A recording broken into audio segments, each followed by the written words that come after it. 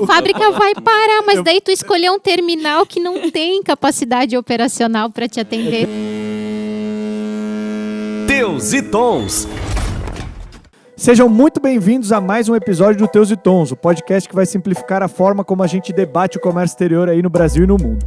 Hoje nós vamos entender quem são e quais as vantagens de usar um terminal alfandegado, ou como é conhecido no mercado, um porto seco. Estou aqui na presença de 4 especialistas nessa área e vamos às apresentações para começar a debater. Meu lado esquerdo aqui, Bruna, te apresenta aí por gentileza. Oi, gente, tudo bem? Eu sou a Bruna, trabalho no Cliff, na parte comercial do terminal.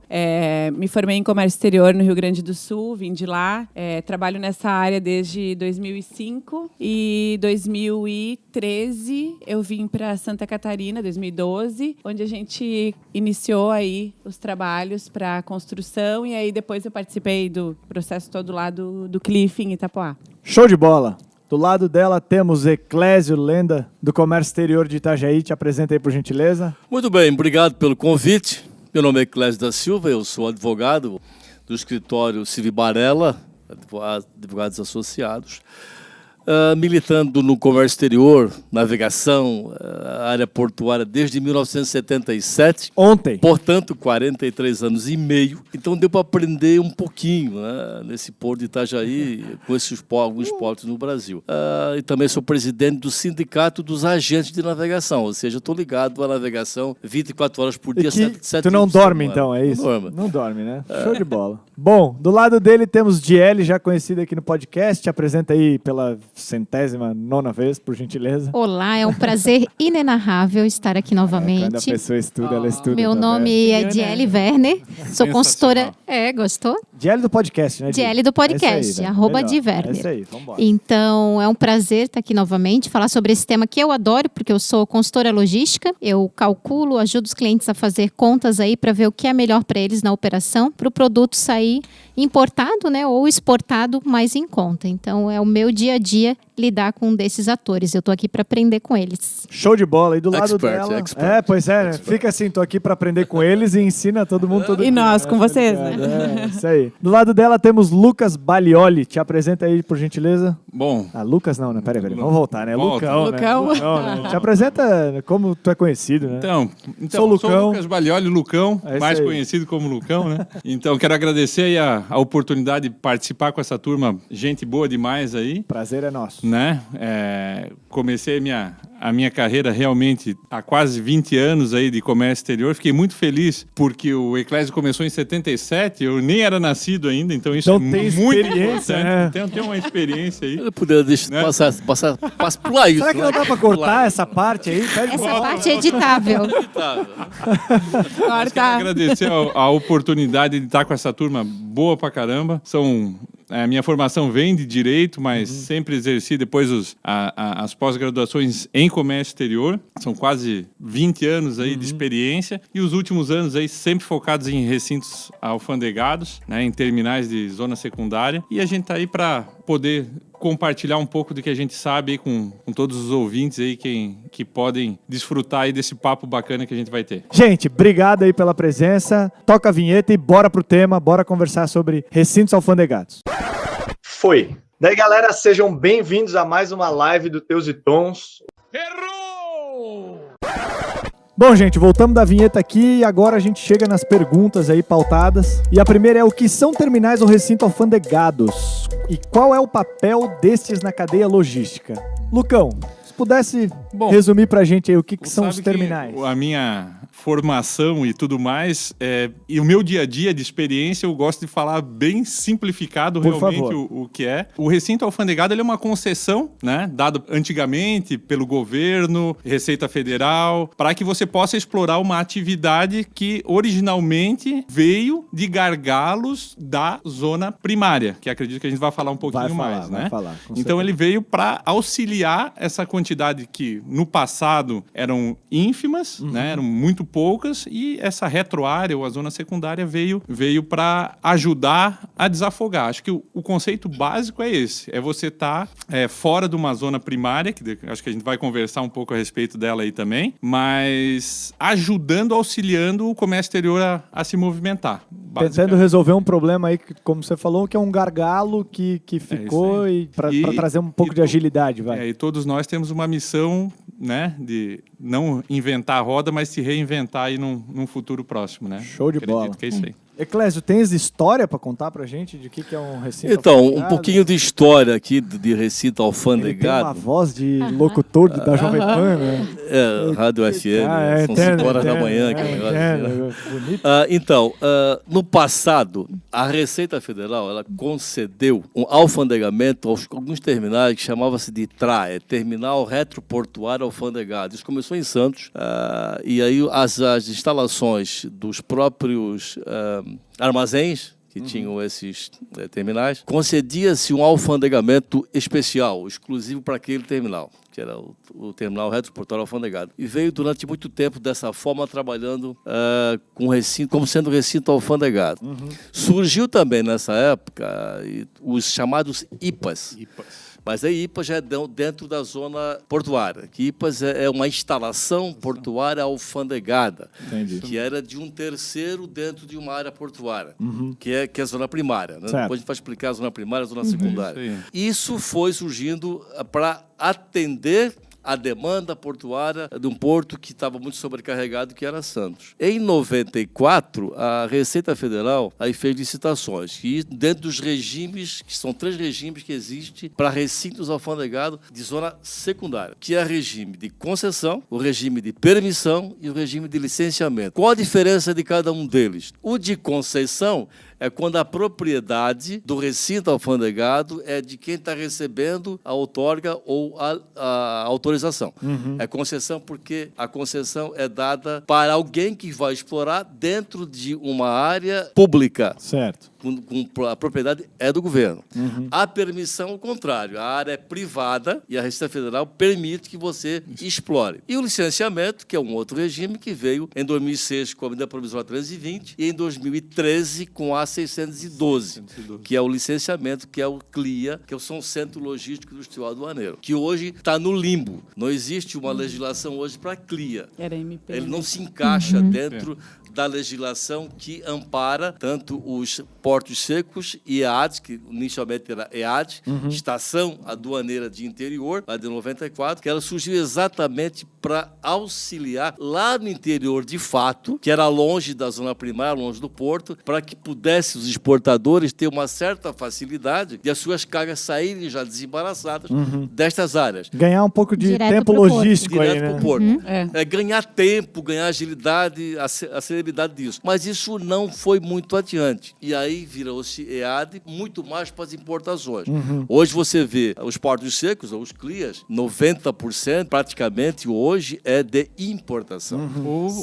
Ô, professor, mas uma pergunta que dessa parte eu não entendo muito, né? Que são fronteiras.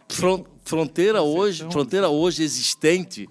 Bom, em Santa Catarina só tem uma, que é Denis Cerqueira. Estamos numa polêmica. Que é uma concessão, uma polêmica, podemos falar sobre isso. É bom, esse aí a gente vai fazer um podcast à parte, porque daí vai dar vai briga. longe, Isso, vai dar. longe. Mas Tem então, história. isso é uma concessão porque o terreno é da União. Ok. As fronteiras hoje existentes, desde São Borja até Corumbá, todos são da União. Não há óbice que exista uma fronteira com permissão. Sim. Hoje não há. Não existe. Há uma possibilidade de, quando for licitado Denis Cerqueira, sim, fazer como permissão, porque há um imóvel hoje sendo tratado, mas a iniciativa privada que vai investir. Mas hoje é concessão. Nós temos concessão, que é em propriedade do governo da União. A permissão é propriedade privada e o licenciamento, que aí é o CLIA. Perfeito. Show de bola. E Bruna, se a gente pudesse então resumir o que é um recinto ou um terminal alfandegado, é um armazém concedido, autorizado, ou licenciado, Receita Federal, ou permissionado pela Receita Federal ou para alguém para operar essa parte de comércio exterior, explorar e e trazer ganhos logísticos para aquelas zonas primárias que a gente comentou. O que para ti é zona primária? Zona primária é onde a carga chega primeiro ou sai, né, de algum país, né? Onde ela vai desembaraçar, não necessariamente na zona primária, porque a gente tem a secundária dando esse suporte, mas onde ela, né? Onde ela atraca ou onde ela vai chegar ou vai sair do país, né? Entendi. Esse é o conceito básico. Assim. E aí a secundária, que é o que a gente teoricamente está falando agora, é essa parte de, já que essa zona primária ela acabou ficando sobrecarregada, fizeram-se zonas primárias em outros lugares para tentar dar uma desafogada nisso. Zona primária são portos, aeroportos e pontos de fronteira. Certo. Isso são zonas primárias. Onde a carga entra. Entrada é isso aí. Entrada e saída de fronteira do país. E ali a gente inclui também esses terminais privados que atracam navios pequenos. São os tupes, né? Isso que são os tupes. terminais Também considerados aqui portuários, que são zona primária zona também. primária, Zona como a primária. gente... Aqui em Itajaí tem uns, né? É uma característica Tem. nossa aqui também. Então, para deixar bem claro, não importa o tamanho, né? O que importa é se recebe um navio e atraca ali, aquilo ali já é uma zona primária, Isso. porque é portos, Ou aeroportos ou fronteiras. Isso. É isso aí, show de bola. Fechou. E aí, assim, ó, dentre essas perguntas, umas que ficaram foi: quais são os órgãos públicos e privados que regulamentam essa zona secundária que a gente conversa, esses terminais, assim? Essa concessão é dada por quem? Por quê? A permissão sempre vem do governo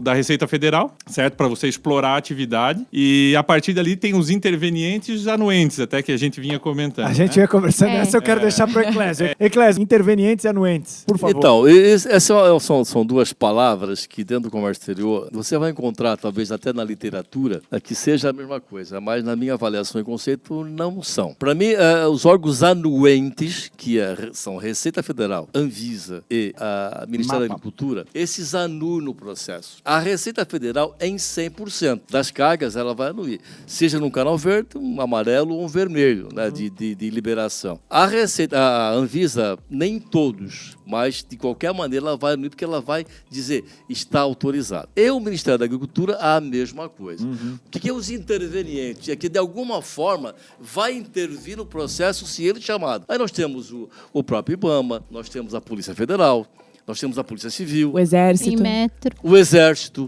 tá? Pode a qualquer momento intervir numa determinada carga, como o Exército, por exemplo, armamento, a Polícia se for uma questão de carga tóxica ou não, a Federal se tiver alguma coisa de insumo para preparar armamento.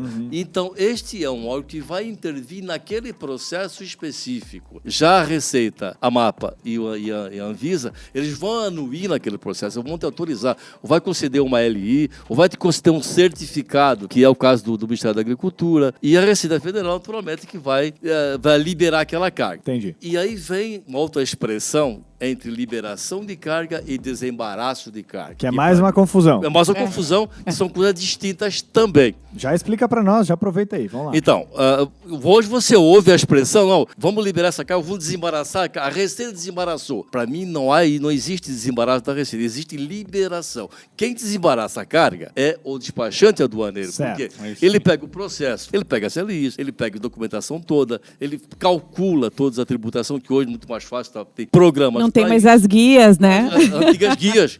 Ele pegava tudo isso, botava debaixo do braço, o processo estava desembaraçado para entregar para a Receita Federal, para ela ver, fechou, está liberada. Então, há um processo de desembaraço e um processo de liberação. Entendi. E esses pontos que a gente está falando aqui sobre os intervenientes e anuentes, que tem total ligação com a parte do recinto alfandegado, porque é ali que a coisa toda acontece.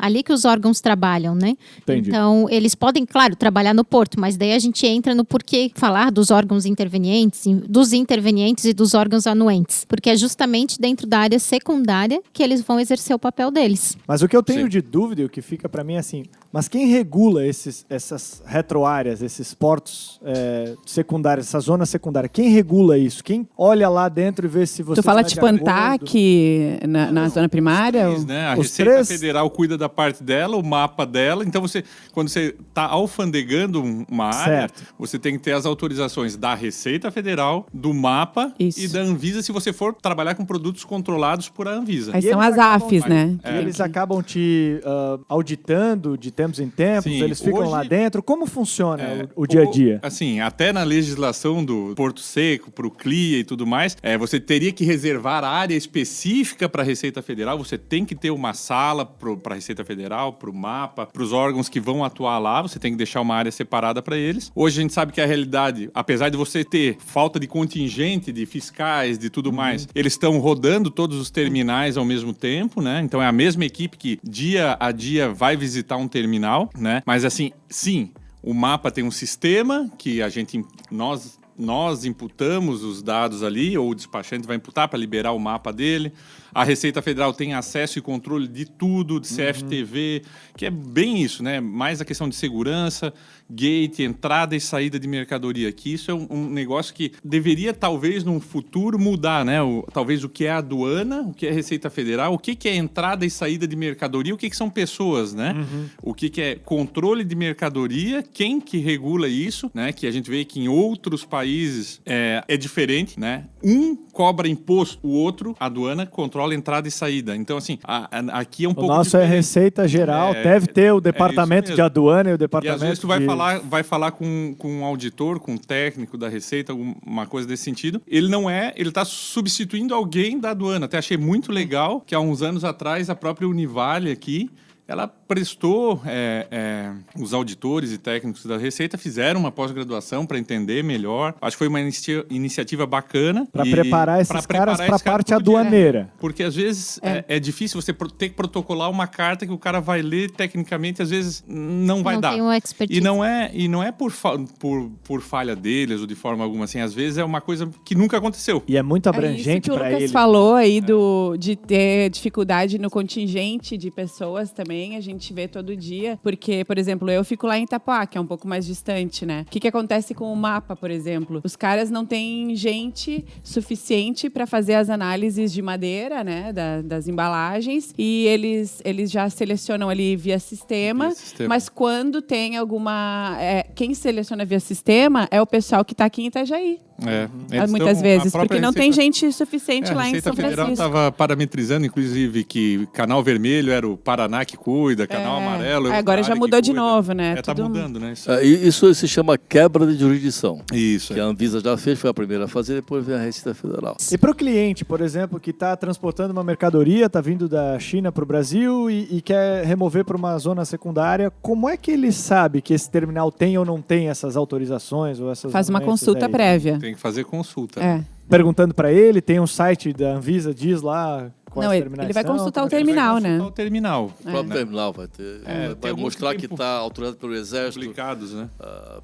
pela Receita Federal, pela Anvisa, pelo MAPA. E tem mais uma situação que também não é órgão, né? Na verdade é um órgão, mas por exemplo, tu quer trabalhar com carga químico perigoso, a gente tem que ter uma LAO, que é uma licença ambiental de operações, falando qual é o tipo de carga perigosa que você pode receber, movimentar. É emitida e dada por quem? Ambiental mesmo. Ambiental mesmo. Pela Fátima, no nosso caso. E é publicado no Diário Oficial da União, a partir do momento que o terminal está apto para alguma dessas novas anuências. Show de bola. Então, essa é a mensagem que o cliente que quer saber se o terminal está autorizado ou não, ele vai solicitar para o terminal, para o seu despachante, enfim, uma comprovação.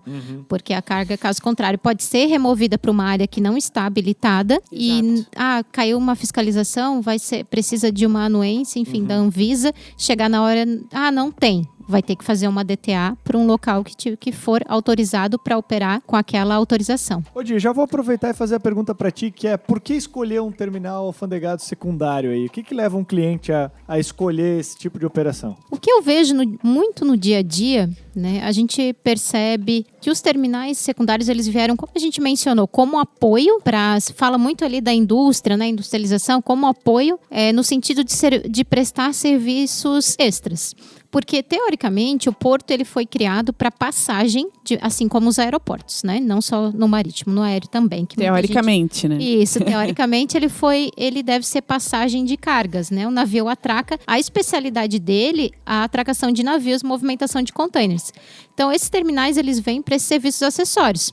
Então, o que o cliente encontra na zona secundária é um número maior de serviços. Então, quando quer fazer algum manuseio da carga, muitas vezes ainda ainda quando a carga é estrangeira, coisa que não acontece no porto. Ela precisa de um tempo maior para nacionalização, aí que vem da passagem dos órgãos anuentes no processo. Então, a zona secundária, ela traz essa flexibilização. O que a gente vê hoje é uma competitividade entre zona primária e zona secundária. Mas o conceito para o cliente, por que escolher um terminal secundário, né, a zona secundária, é justamente para encontrar mais flexibilização para manusear o processo dele.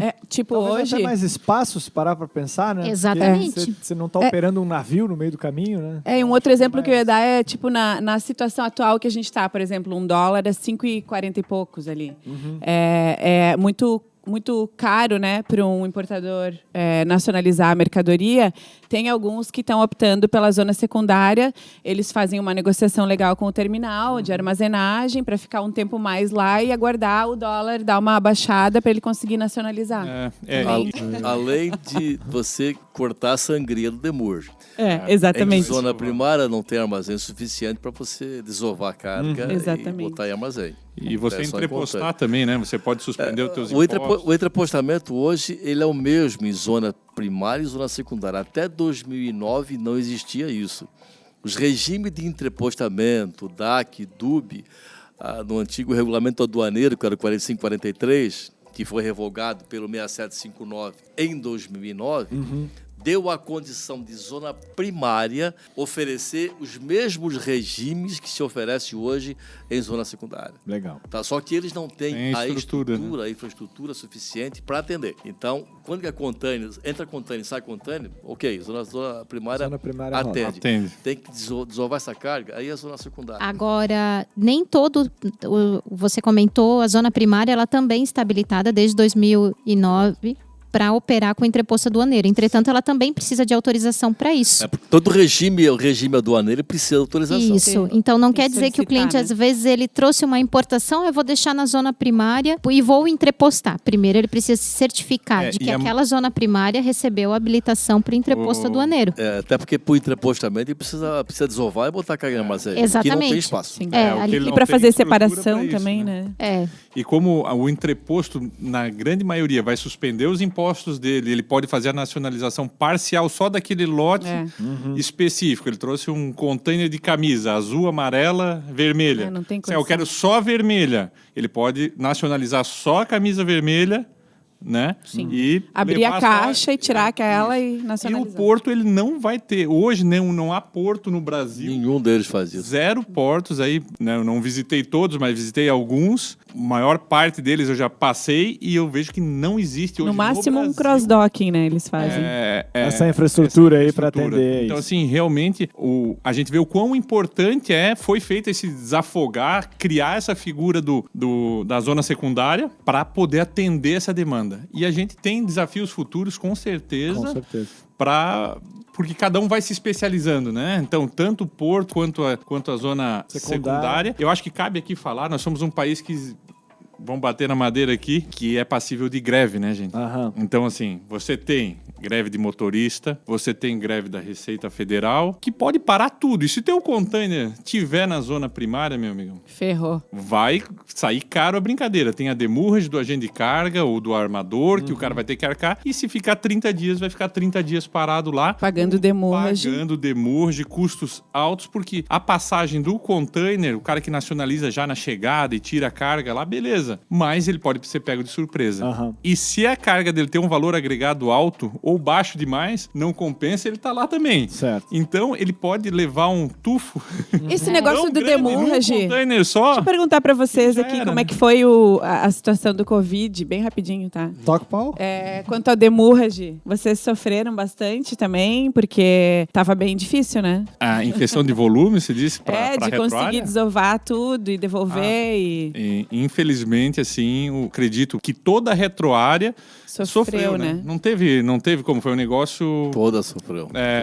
Eu acho que... Porque os importadores acabaram pedindo, desovem tudo, vou devolver os containers. O cara não tô tinha sem pra onde fluxo de levar. caixa, tô com medo de gastar. Não, e ele não podia receber a posso carga no receber. CD dele, então ele Muitas removia empresas para desovar. fechadas, né? Muitas empresas fechadas, simplesmente a expedição não estava funcionando. Exatamente. O que eu vou fazer com esse container? Então, aí que vem um dos pontos positivos da zona secundária. Ah, porque o porto cobra caro, o porto é cruel. Não, nada disso. Na verdade, são serviços complementares, né? Assim que a gente Mas aí numa situação procura dessas, entender. Esse é o ponto a gente positivo. percebe que também falta muita estrutura ainda, né? Claro, no nosso país. claro. Tanto não só de zona primária, de secundária também. Isso eu fiz uma crítica até, né? Como estudante de vida, de logística, eu acabei entendendo uma coisa. Nós nunca temos uma segunda opção na nossa cadeia logística completa. O Covid veio, fechou uma fábrica, os importadores já tiveram problema porque eles não tinham uma segunda opção.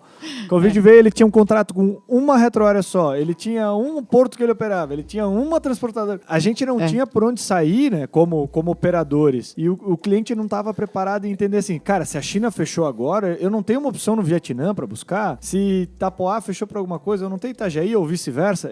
Não. Complicado. A gente é Não, muito a gente sensível. acredita que vai dar tudo certo. Fica ali dentro da caixinha, né? Reza e espera ver o que vai Eu digo isso porque assim, o comércio exterior, na minha opinião, ele é muito baseado num estudo da tua operação. Assim. Eu acho que ele não é uma coisa que dá pra botar numa caixa e revender. Eu acho que é assim, você opera aquele tipo de mercadoria, com aquele tipo de NCM, com aquela tributação, naquele porto, com aquela filial, que ela é uma simples nacional ou um lucro presumido e nananã. Sim. A tua logística precisa assim, tu tem que desovar, não tem, desunitizar, não tem. É muito desenhado para aquele tipo de operação que você quer. Sim. Você tem que se inteirar de tudo isso, né?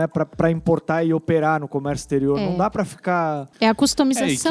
Dentro disso tá entra na muito frente dinâmico, e quem está na frente é quem mais conseguiu fazer esse trabalho Com de certeza. testar. Exato. Só que às vezes o cara é tão... Não ser igual aos cego, outros, né? O cara... minha operação sempre é assim, Correria foi assim. às vezes, né, Lucão? Aí falta gente no departamento de comércio exterior do cara, o despachante, ele aperta o despachante, aperta o terminal, aperta todo mundo sangrando, não tem como dar opção pro cara. Então, assim, complicado. não dá para se basear realmente, única e exclusivamente em preço, né? Quando você vai entregar alguma coisa ali, que às vezes você pode ter E um no gancho. comércio exterior a gente ainda tem a questão de faltar gente qualificada trabalhando, né? Então, quando tu fala em ter uma opção, em entender, em fazer diferente, em levar para outro lugar e tal, a pessoa que está ali, ela simplesmente não sabe que ela pode fazer isso. A gente levanta uma bandeira nos teus tons meio louco aqui, é bem difícil de entender, que é assim, ó, tá faltando especialistas, tem muito generalista, mas muito generalista sem nem entender nada de muita coisa ainda, né? Tá Exato. ruim, Se né? tivesse generalista bom, já resolvia. já Só o dava, nome né? de generalista, mas não de fato Exato, não são, exato. né? O cara tá ali. O cara só tá ali, Tá cheio de figurativamente. digitador, né? Exato. E por que disso, assim? Porque numa hora, numa situação dessa, você tem que Tem que saber ser as opções criativo, que você né? tem. Cara, só de retroárea já tem EAD, tem CLIA, tem não sei o quê. Coisas que pra todo mundo é assim, só na secundária. E já tem Não várias sabe opções. diferenciar. É que daí aí que tá a diferencial de você contratar uma empresa que te oriente, que te diga, vá lá que Tá você vai faltando resolver. esses consultores de dizer Vai assim, ó, lá a gente que vai você tentar resolve. A Eu opção tenho A, contato a B. Não, e dentro do CLIA a gente ainda tem a situação que nem quase não foi explorada ainda da industrialização, né? Que é o I do CLIA, né? Que é o I do CLIA, que industrialização. todo mundo fala que quer, mas Que eu não vocês vi ainda. podem e não exploraram ainda. É que Exato. nada mais é, né, Bruna, de trazer uma carga, você industrializa com a isenção ainda dos impostos. Seu operacional. Eu entendo que seja operacionaliza. próximo, não igual, mas próximo a uma zona franca, o que você pode fazer lá dentro, né? Industrializar um produto com suspensão de alguns tributos, mas aí tem que fazer todo o estudo, que nem o Arlon falou, do produto, qual é a Da NCM, para customização. que ele serve, o que eu posso juntar com aquela peça para Tem que exportar. transformar. Talvez tenha Transformar que mudar de NCM. Exato. Muda. pra- Você traz um produto, você pega insumo nacional, é de 60% pode ser É importado os e drawbacks da 40%. vida antigo, né? É, tipo É um isso. pouquinho diferente do drawback. Drawback mas- se transforma e... Tem muita e coisa exporta. similar, mas nada igual. Isso me lembra inclusive, muito- 40% pode incluir até mão de obra. Então, que é a Instrução Normativa 241. Você pode industrializar. Só que isso não decolou. Ainda? Não decolou no Ninguém- Brasil. Alguém tem que achar o modelo, né? Achar um modelo. Lá exato. onde eu vi isso andar um pouquinho, na Uzifest, lá em Minas Gerais, mas também já fechou. Aqui, quando eu era da Multilog, nós tentamos algumas vezes, na verdade, a coisa não andou, porque nós esbarramos também na questão tributária. É Porque complexo. Um produto, se às vezes um parafuso tem uma alíquota X, que ele juntando com uma outra Uma porca. aí vai virar... Já muda. Uma outra- Já muda Então, totalmente. Nossa, é muito complexo o nosso sistema tributário. É. Impede Inviabiliza, As né? NCMs, Muitas né? das vezes a própria o órgão anuente ele inflexibiliza isso por falta de normativa. Não é porque o fiscal não quer. É que esse cara, eu não vou fazer, Ele senão não tem Nem base eles pra entendem isso, 100%, né? É. Eu vi algumas operações que eu acho fantástico, que eu acho que, até falando de trades e tudo mais, as operações mais antigas são em Vitória, né? E em Vitória existe muita coisa boa mesmo em Vitória, que com o passar do tempo eles flexibilizaram e fizeram, até pelos Fundaps da vida, né? Isso traz para a gente oportunidades ainda. Então, assim, o CLIA, a industrialização, ainda tem que ser explorada. Por que eu não Bastante. posso fazer? Nós temos que quebrar muito paradigma. Tem que quebrar ainda. e tem que levar para o mercado coisas do tipo, quais são as reais vantagens de industrializar ali? Por que deve... Eu acho que não tem muito essa conversa ainda, né, E cara? assim, Arno, Porque se o a gente... CLIA... Até pelo desculpa, fato de o CLIA ser uma MP, né? E você vai- tem Já- mais um já problema. complica, que, assim, né? você tem que manter seu CLIA aberto, você tem que trabalhar. E aí você vai para faturamento. E se o faturamento, por enquanto, agora está lá em desunitização, picking, packing, qualquer outra coisa, você vai para lá agora, até estabilizar o suficiente para dizer, agora eu vou explorar o I do CLIA. Porque Vou eu tentar tenho algo diferente. abrir um né? negócio. Exato. O que a Bruna colocou agora há pouco é um conceito que na China já se utiliza muito, que é o FTZ, que é o Free Trade Zone, né? Você ter lá na frente uma máquina agrícola dentro do teu recinto alfandegado, o cliente vem até o recinto, olha, gostei, nacionaliza, puxa ela e vai embora, né? Então, assim, isso é uma coisa que tem que ser explorada, mas tem muita coisa ainda...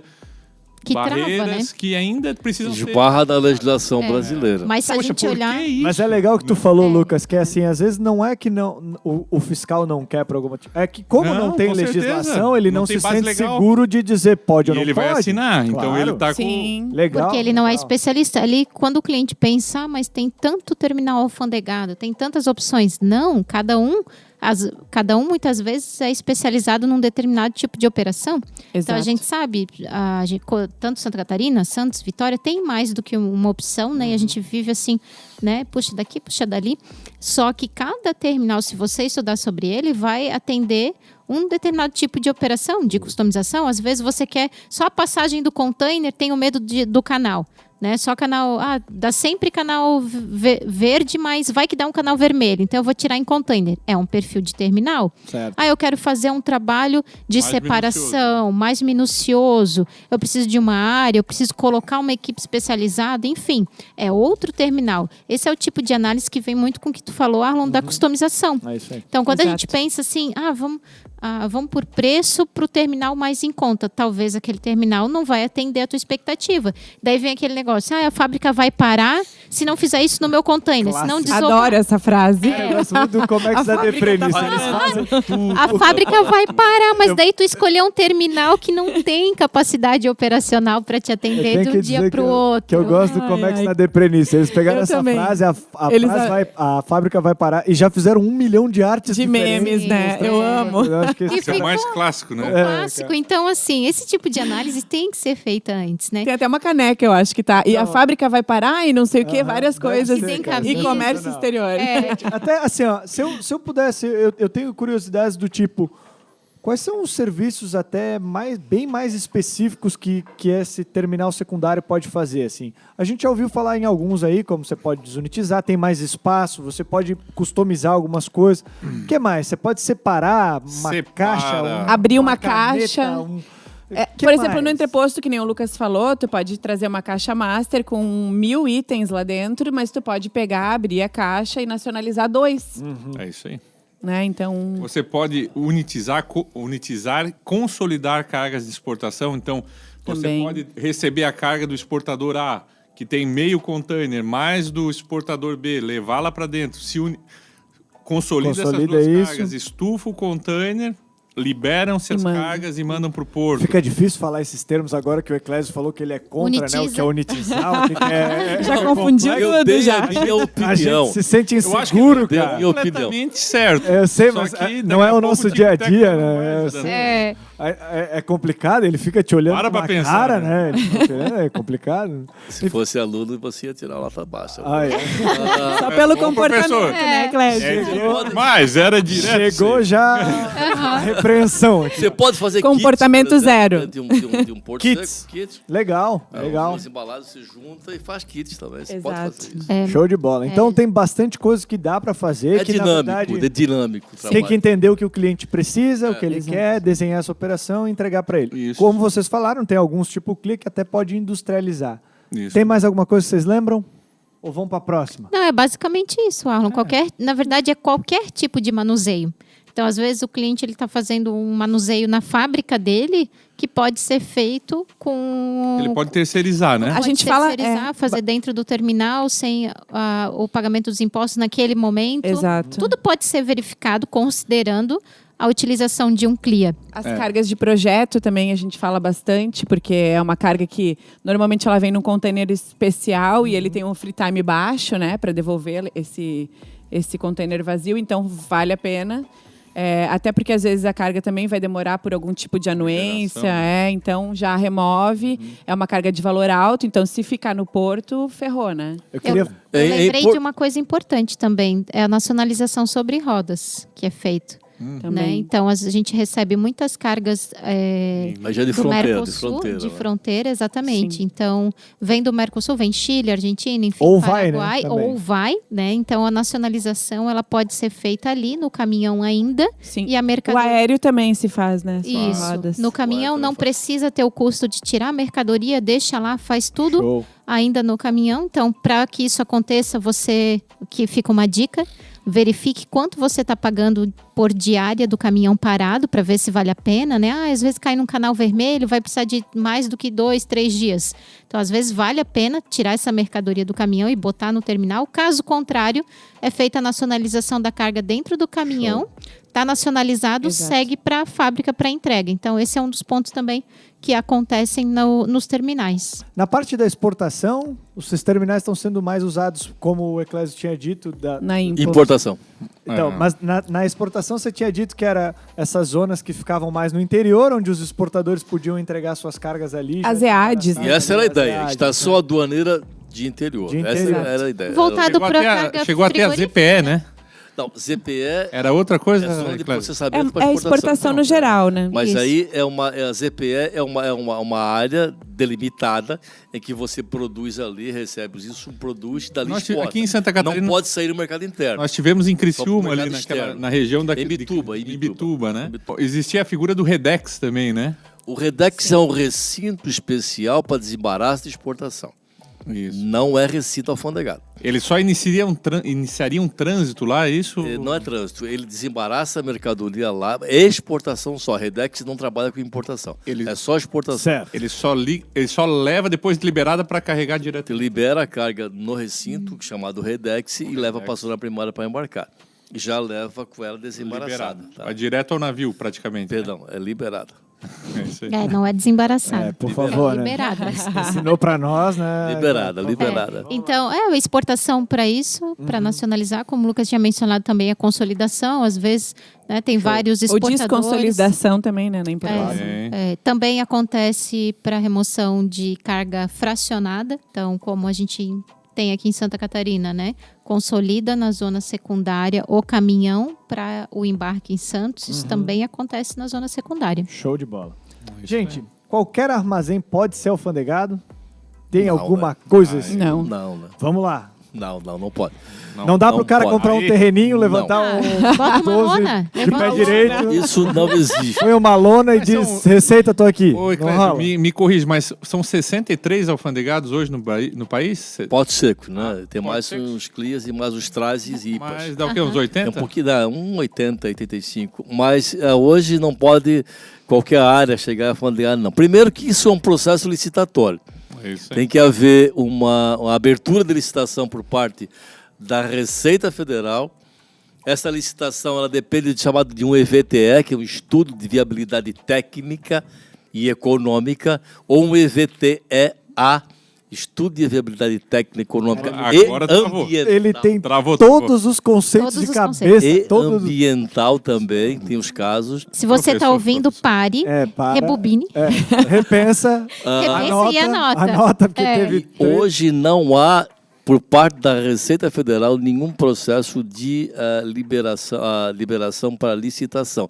Tem somente aqueles contratos que estão vencendo, que estão se abrindo os processos licitatórios, mas os contratos que estão vencendo de Porto Seco, porque CLIA não existe contrato. CLIA é um licenciamento, é ad eternum. Show de bola. Até para confirmar aqui, eu tenho na minha pauta que o Brasil conta com 63 portos secos mesmo, mais aí o que o Eclésio falou. Eu sabia que era... E que Uruguaiana é considerada o maior, a parte de fronteira da América Latina e o terceiro maior do mundo. Uruguaiana é o maior porto seco de fronteira do Brasil, da América do Sul, depois é Foz do Iguaçu. Terceiro maior do mundo, segundo a informação que eu tenho aqui. Gente, eu tenho um costume de fazer isso no fim do podcast, que é assim, ó, se o ouvinte não tivesse prestado atenção em nada do que a gente tivesse falado até agora, e a gente pudesse deixar um recado para ele sobre como tomar um cuidado em relação a uma zona secundária, ou o que é uma zona secundária, ou, enfim, uma mensagem final aí para ele entender a operação dele, etc. O que a gente pode falar pro cara ali, naqueles 2 minutos finais que ele tá lavando a louça ou estacionando o carro na empresa para voltar a trabalhar, ouvindo o podcast? Que recado que a gente pode entregar? Vamos lá, Lucas. Eu daria o recado para ele seguinte: procure um profissional que possa atender ele, que possa dar a solução para ele. Ele tem que dar valor para as pessoas, para as empresas que podem agregar isso. Consulte mesmo, porque falta... Não empresas que não são profissionais, nem colaboradores ou executivos de venda, não é isso. Mas ele tem que confiar realmente que ele consiga ter um consultor que da área comercial ou operacional, não importa, da empresa, que ele possa abrir o coração dele e dizer assim, eu tô com esse problema como eu vou te resolver? Né? Que opções eu tenho? Que solução você vai me dar? E consulta 1, 2, 3, que hoje o mercado está aí para todo mundo, e que alguém pense fora da caixa e entregue para ele assim, olha, dá para fazer assim. Exatamente. Não, se eu otimizar a tua operação, eu faço assado.